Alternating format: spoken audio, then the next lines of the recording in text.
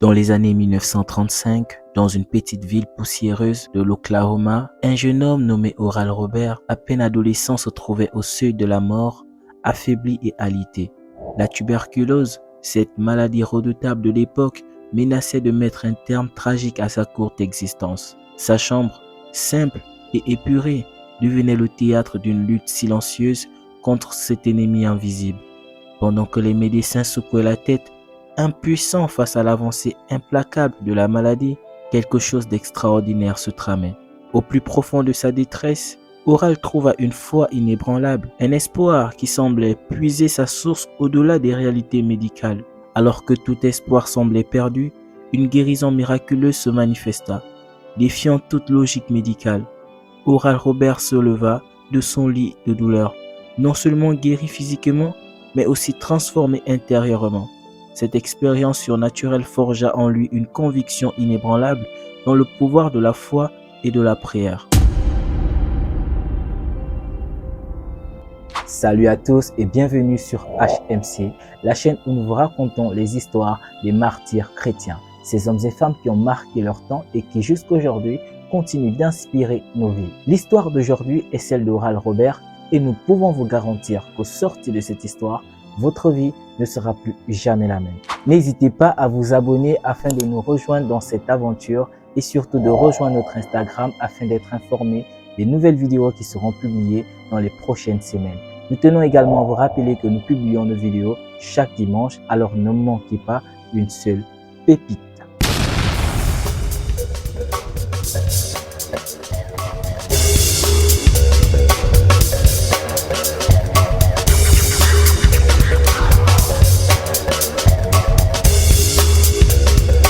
Comme toutes les histoires de cette chaîne, il est important de rappeler le contexte dans lequel notre personnage a grandi afin de mieux cerner ses motivations, ses intentions ou pourquoi est-ce que sa vie a pris un tel tournant.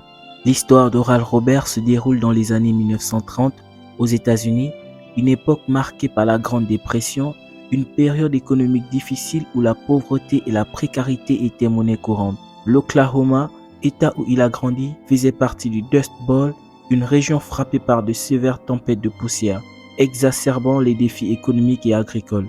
Les années 30 aux États-Unis étaient également une période de grand renouveau spirituel. C'était l'époque des réveils évangéliques et du pentecôtisme, mouvement qui mettait un accent particulier sur des guérisons miraculeuses, le parler en langue et une approche très personnelle de la foi. Ces courants religieux connaissaient une expansion rapide, surtout dans le sud et le Midwest américain. Tandis que d'autres reçoivent la conviction de leur appel par des prophéties, des songes ou des visions, pour Oral Roberts, il n'en était pas ainsi, car lui, il a suffi juste qu'il ouvre la Bible par hasard et qu'il soit convaincu que Dieu l'appelait à quelque chose d'extraordinaire. Oral Roberts est né le 24 janvier 1918 dans le comté de Pontotoc à Oklahoma. C'était le cinquième et plus jeune enfant du révérend Ellis Melvin Roberts et de Claudius Priscilla Roberts. Robert a commencé sa vie dans la pauvreté et a failli mourir de la tuberculose à l'âge de 17 ans.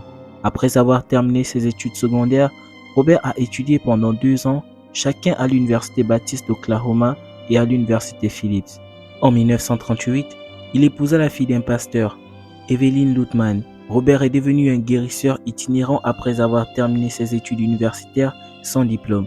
Selon un profil du Time Magazine de 1972, Robert s'est fait un nom à l'origine avec une grande tente mobile, pouvant accueillir 3000 personnes sur des chaises pliantes en métal.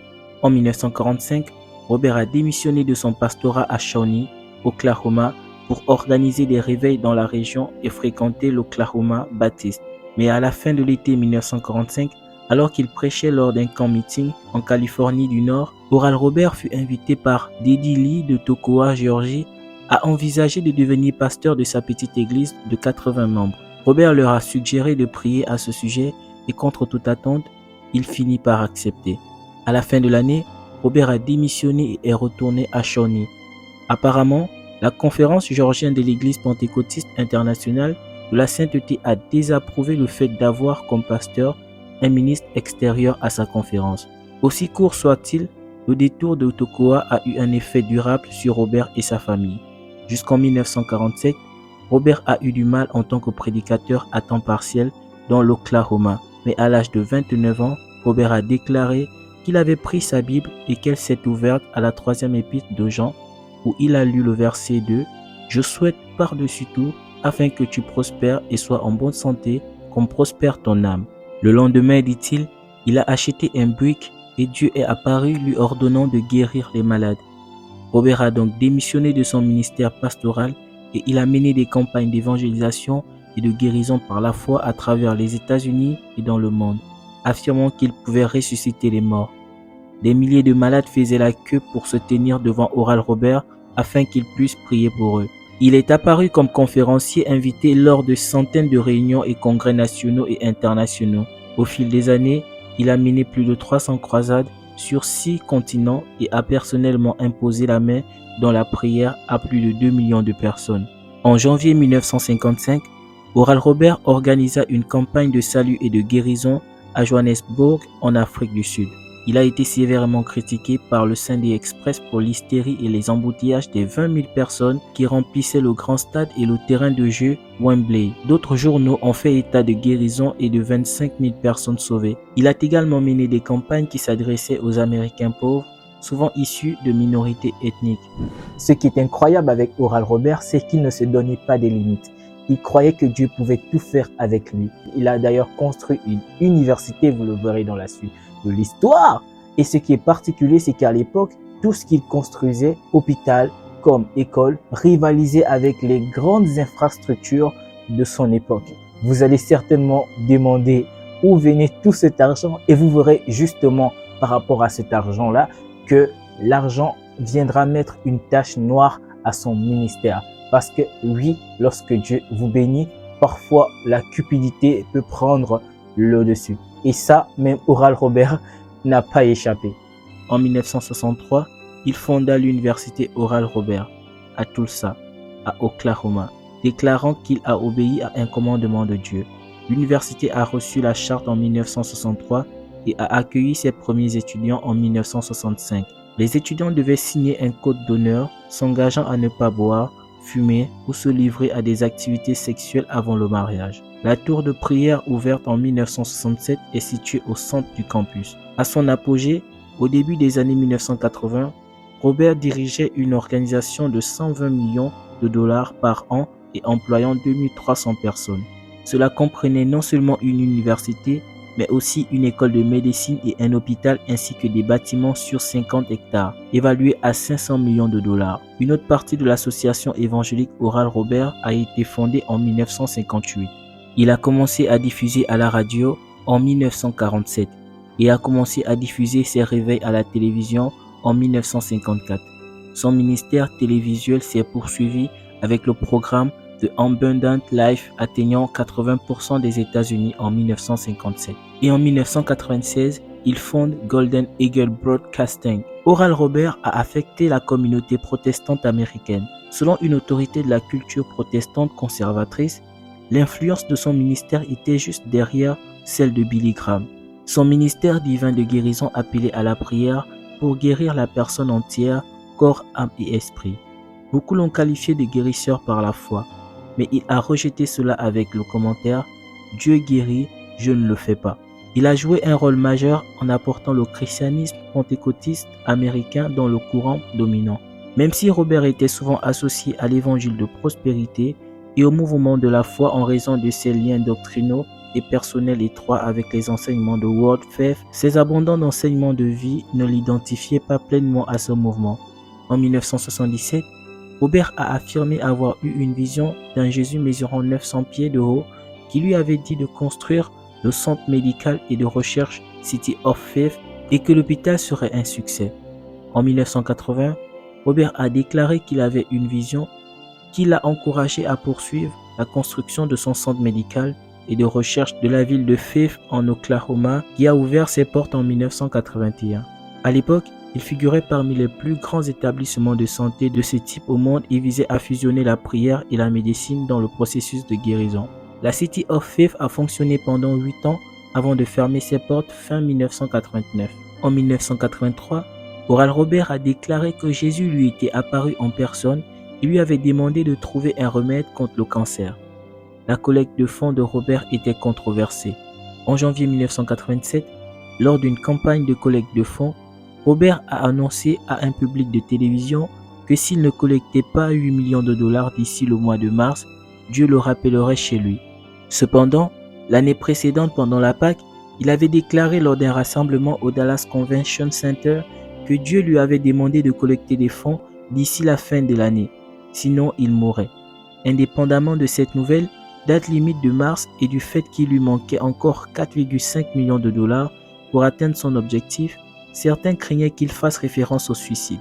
Compte tenu des supplications passionnées et des larmes qui accompagnaient sa déclaration, fin mars 1987, alors que Robert jeûnait et priait dans la tour de prière, Jerry Collins, propriétaire d'une piste canine de Floride, a fait un don de 1,3 million de dollars. Très inquiet de ce qu'il percevait comme Robert menaçant de mourir de faim, Collins a déclaré « Je l'ai fait pour empêcher le gars d'aller au paradis en toute hâte. Cela n'a rien à y voir avec la religion. J'ai été baptiste et méthodiste.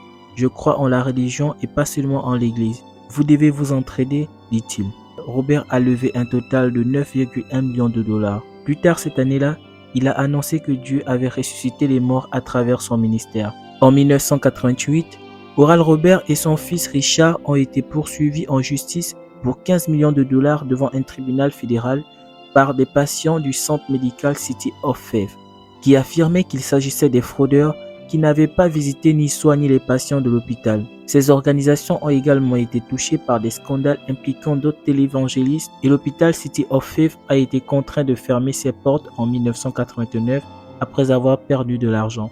Robert a été contraint de réagir en vendant ses maisons de vacances à Palm Springs et Beverly Hills, ainsi que 3 de ses voitures Mercedes. Et oui, la gloire ne vient jamais seule. Tout ce qui est glorifié est également éprouvé. Donc faites très attention lorsque Dieu commence à vous élever, commence à vous glorifier. Faites attention à ne pas vous servir de cette gloire pour faire du n'importe quoi. Donc soyez sages frères, soyez sages sœurs, soyez-en sûrs que c'est Dieu qui vous appelle et surtout faites la volonté de Dieu. On l'a vu que Oral Robert n'hésitait pas à s'acheter des villas, des voitures, des trucs de luxe. Non pas qu'en tant que serviteur de Dieu, on ne peut pas se faire plaisir, mais aller jusqu'à ce point-là, c'est comme si en fait notre monde était ici-bas. Notre monde n'est pas ici-bas. Et comme on l'a vu, il était un partisan de l'évangile de prospérité, cet évangile qui veut pousser les personnes à s'attacher aux biens matériels et tout. Mais heureusement, petit à petit, il a rejeté cet évangile et il a commencé à se concentrer sur ce qui était primordial pour amener les enfants du Seigneur au ciel. Oral Robert était un mélange d'une foi ardente, d'un charisme indéniable, d'une résilience face à l'adversité, d'une vision progressiste et d'une conviction profonde dans le pouvoir du surnaturel. L'un des chefs religieux américains les plus connus et les plus controversés du XXe siècle. Ses prédications mettaient l'accent sur la foi sémence. Ses ministères ont touché des millions de fidèles dans le monde entier sur une période de plus de 6 décennies. Et son introduction du pentecôtisme américain dans le courant dominant ont eu le plus d'impact. Mais il a également été le pionnier du téléévangélisme et a jeté les bases de l'évangile de la prospérité et d'abondant d'enseignements de vie. L'ampleur et le style de son ministère, y compris ses appels de financement, largement médiatisés, ont fait de lui un sujet de discorde constant parmi les critiques et les partisans. Et comme les autres avant lui, Oral Robert, quelles que soient ses œuvres, il fallait bien qu'il aille se reposer de ses œuvres. Oral Robert est décédé des complications d'une pneumonie le 15 décembre 2009 à l'âge de 91 ans. Il a été semi-retraité et vivait à New York Beach en Californie. Et il a été enterré à côté de sa femme au cimetière Memorial Park à Tulsa. Et voilà, c'est déjà la fin de cette histoire. Merci à toutes et à tous d'avoir regardé cette vidéo jusqu'à la fin. Que Dieu vous bénisse. Si vous êtes resté jusqu'à la fin, je vais vous demander d'écrire en commentaire « La gloire de Dieu n'est pas une finalité ». Voilà, si vous écrivez cela, je saurai que vous êtes l'une des rares personnes qui suivez des histoires de ce type jusqu'à la fin. Et surtout, passez une bonne semaine et n'oubliez pas, les hommes sont forts, mais Dieu est bien plus fort.